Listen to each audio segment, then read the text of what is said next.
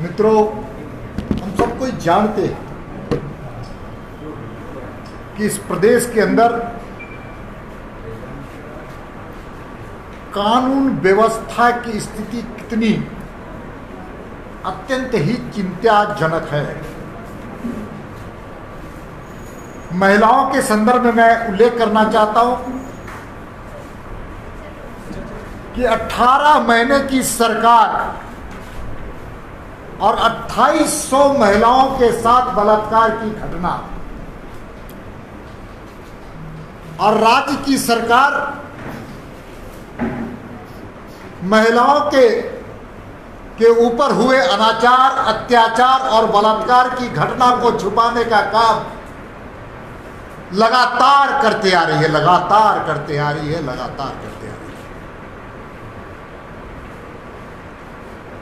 हम सब कोई जानते हैं कि झारखंड में रूपा तिर्की के मामले में और उसकी संदिग्ध हत्या में राज्य की सरकार और सत्तारूढ़ दल की जो सरकार है, जो दल है, उनका रुख क्या था दोस्तों।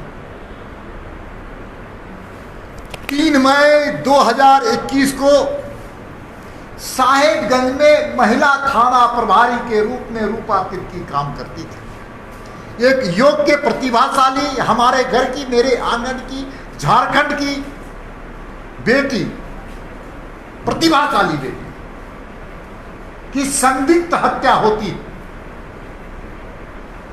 और इस संदिग्ध हत्या को भारतीय जनता पार्टी ने बहुत ही गंभीरता से लिया। 3 मई को घटना घटती है और 3 मई को भारतीय जनता पार्टी के कार्यकर्ता साहेबगंज में वहां के स्थानीय प्रशासनिक पदाधिकारियों से मिलकर के पोस्टमार्टम की टीम के द्वारा उसका पोस्टमार्टम किया जाए, इसकी मांग करते हैं। और 4 मई को हम ये दबाव बनाते हैं कि मेडिकल समिति बना करके पोस्टमार्टम किया जाए, क्योंकि मैं मानता था, भारतीय जनता पार्टी मानती थी कि हत्या संदिग्ध हत्या है। उनके परिवार के लोग वहां पर पहुंचने के बाद उनके परिवार के लोगों को किस प्रकार से उनके शव को देने का काम किया गया, उसी से संदेह के घेरे में चीजें आने लगी। जिस प्रकार से उनकी लाश टंगी हुई थी, उनके परिवार के सामने जो चित्र आए, वो भी संदेहास्पद स्थिति में आई। और 4 मई को भारतीय जनता पार्टी झारखंड प्रदेश ने सीबीआई की जांच की मांग की थी दोस्तों। 4 मई, 3 मई को हत्या होती है, 4 मई को भारतीय जनता पार्टी पूरी तरह से इस मौत के मामले में सरकार से मांग करती है कि राज्य सरकार में नैतिकता है तो इसकी जांच सीबीआई से होनी चाहिए। लेकिन दुर्भाग्य, राज्य की सरकार और दुर्भाग्य इस बात का कि उनके पिताजी, उनके माताजी के द्वारा दिया गया उल्लेख है, सरकारी पुलिस थाने में जो मुख्यमंत्री हैं, जो विधायक प्रतिनिधि हैं बरहेट, उनका नाम का उल्लेख उनके परिवार वालों ने किया। लेकिन दुर्भाग्य से राज्य की सरकार की जो पुलिस प्रशासनिक व्यवस्था है, उसकी नीयत में खोट थी, नीयत में खोट थी। इसलिए भारतीय जनता पार्टी ने तय किया कि इस आंदोलन को हम सड़क पर ले जाने का काम करेंगे। हमने महामहिम राज्यपाल के पास जाकर के स्मार पत्र देने का काम किया और हमने मांग की कि इसकी जांच सीबीआई से। मेरी बहन आरती कुजूर, महिला मोर्चा को मैं, भारतीय जनता पार्टी महिला मोर्चा को मैं बधाई देना चाहता हूं। उनके परिवार में के साथ खड़ा होकर के सड़कों पर आंदोलन करने की बात थी तो महिला मोर्चा ने साथ दिया। इंटरवेनर के रूप में कोर्ट में भी हम सब लोगों ने, आरती कुजूर इंटरवेनर बनने का काम। और आंदोलन में लगातार भारतीय जनता पार्टी आगे बढ़ते रही दोस्तों।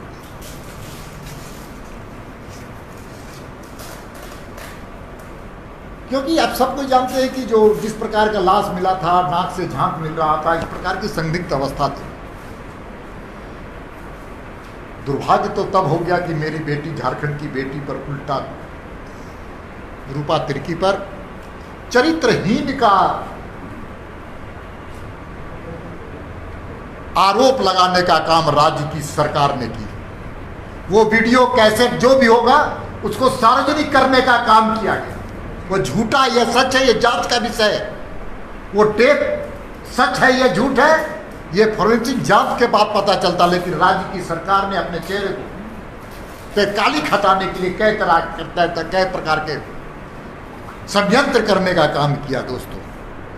और हद तो तब जब हो गई जब रूपा तिर्की के पिता देवानंद उरांव ने लगातार संघर्ष करने का काम किया, अपनी मांगों के लेकर आगे बढ़ने का काम किया, तो उन पर मुकदमा उल्टा दायर किया गया दोस्तों। ये उल्टा मुकदमा दायर किया गया। और भारतीय जनता पार्टी ने 3 तारीख को जब हत्या होती है, 4 को हम सीबीआई की जांच की मांग करते हैं और 7 मई को प्रदेश के सभी मंडलों में भारतीय जनता पार्टी का कार्यकर्ता बड़ी संख्या में धरना देने का काम किया दोस्तों। बड़ा सा और जब भारतीय जनता पार्टी के कार्यकर्ता धरना दे रहे थे तो ये सरकार, राज्य की सरकार, हेमंत सोरेन जी की सरकार ने भारतीय जनता पार्टी के कार्यकर्ताओं पर फर्जी मुकदमे दायर करने का काम किया। भारतीय जनता पार्टी का कार्यकर्ता ऐसी सरकार से डरने वाला है क्या? जालिम सरकार को हम लोगों ने देखा। इसलिए दोस्तों ये मामला सत्ता के साथ जुड़ा हुआ है, सत्ता के बिचौलियों के साथ जुड़ा हुआ है। ये मामला वहां के प्रशासनिक और पुलिस प्रशासनिक पदाधिकारियों के षड्यंत्र के साथ जुड़ा हुआ है। ये सबको मालूम है कि उनके विधायक प्रतिनिधि डीसी से 1 साल में कितने बार टेलीफोन से बात करते हैं, जो इन्वेस्टिगेशन अफसर थे उनसे कितने बार बात किया। ये सारे मामले रिकॉर्ड में हैं। वहां के पुलिस पदाधिकारियों से कितने बार बात करते हैं, ये सारी बातें रिकॉर्ड में है,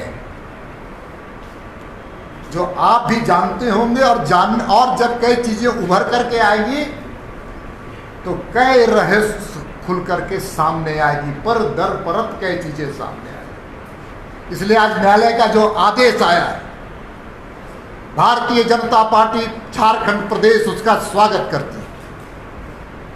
और मुझे विश्वास है कि उनके परिवार को न्याय मिलेगा और रूपा तिर्की की आत्मा को शांति मिलेगी।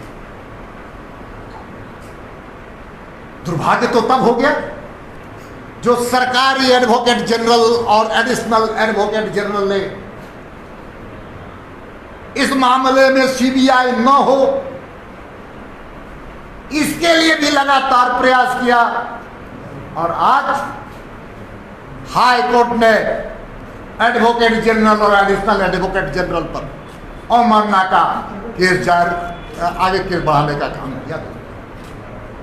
अब राज्य की सरकार की नैतिकता क्या है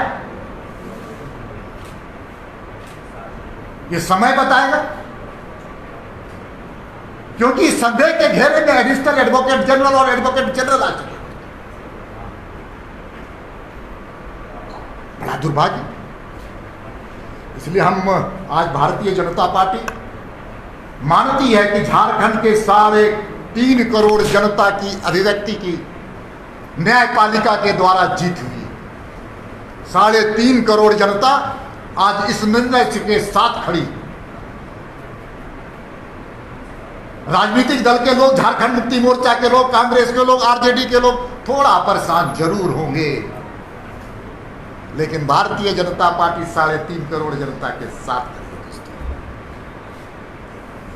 क्योंकि क्या चेहरे के पर जो चिलमन है, चिलमन उठने वाला है दोस्तों। इसलिए मैं न्यायपालिका का ने जो निर्णय दिया है उसका मैं अभिनंदन करता हूं, स्वागत करता हूं। तहे दिल से मुझे विश्वास है कि आने वाले समय में सीबीआई इसको निष्पक्ष जांच करेगी। दोस्तों, दूसरा मामला भी है मेरे पास। राज्य सरकार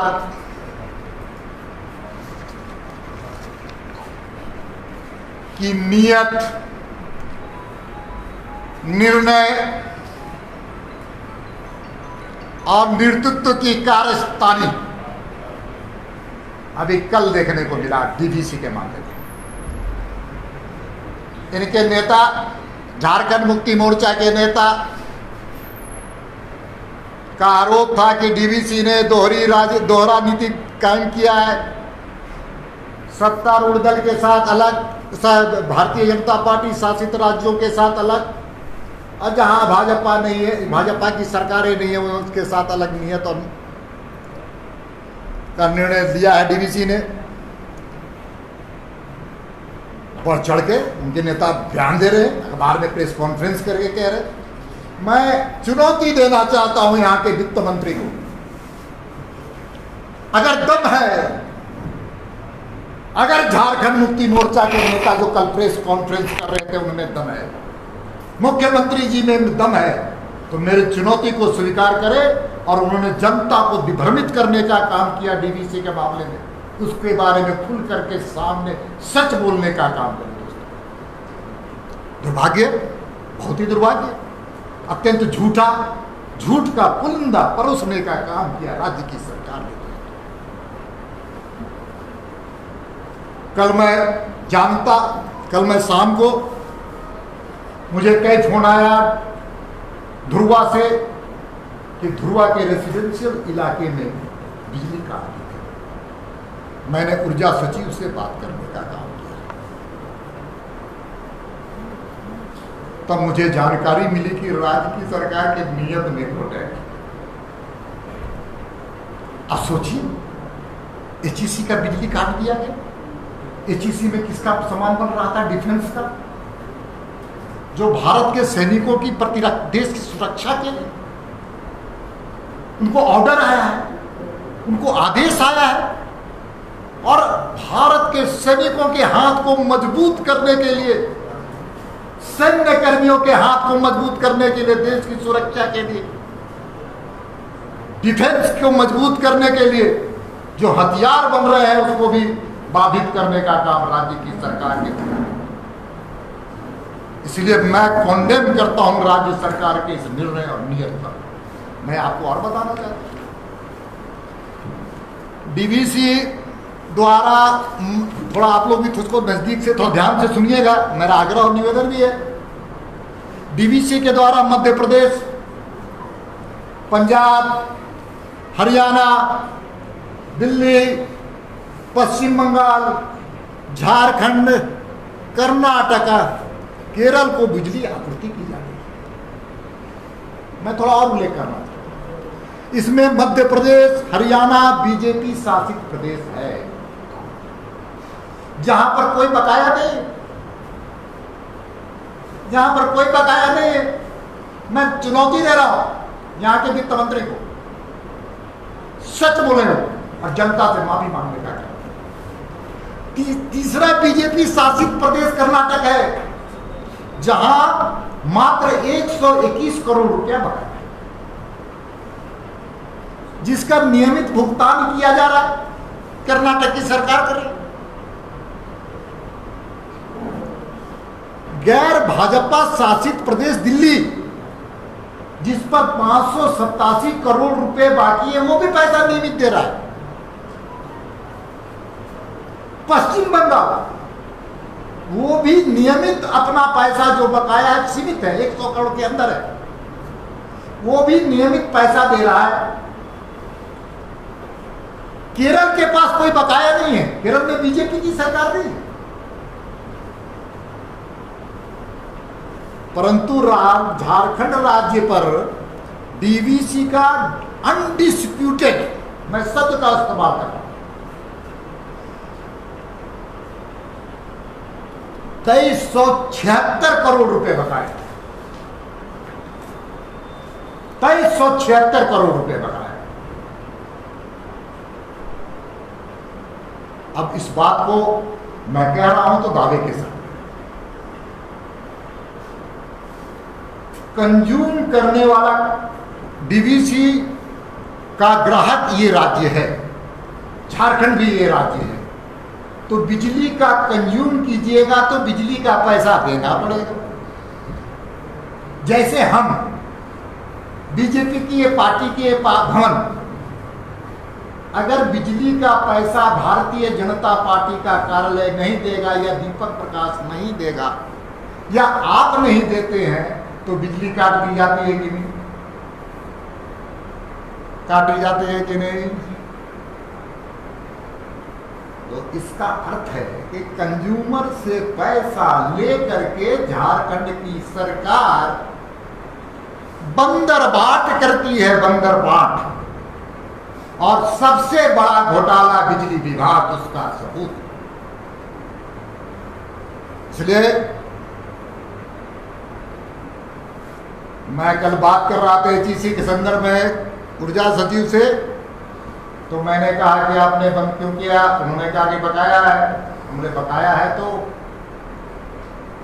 बहुतों का बकाया, राज्य सरकार के कितने प्रतिष्ठान का बकाया है, प्रोजेक्ट बिल्डिंग का भी बकाया है, दीपक प्रकाश का भी बकाया है। तो बिजली का लाइन काटना चाहिए। और मुख्यमंत्री के आवास का भी बिजली का अगर बकाया है तो वहां भी लाइन काटना चाहिए।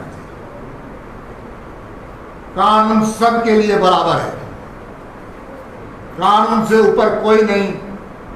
और कानून के साथ खिलवाड़ कोई करे तो झारखंड की जनता उनको समय आने पर औकात बताने का काम करे। बड़ा दुर्भाग्य, सच में दुर्भाग्य। ऐसी सरकार, हर मोर्चे पर विफल सरकार। अभी एक इन्वेस्टर्स मीट भी चल रहा है, तमाशा खड़ा किया जा रहा है। कुछ अफसर उनको दिवा स्वप्न दिखाने का काम कर रहे हैं।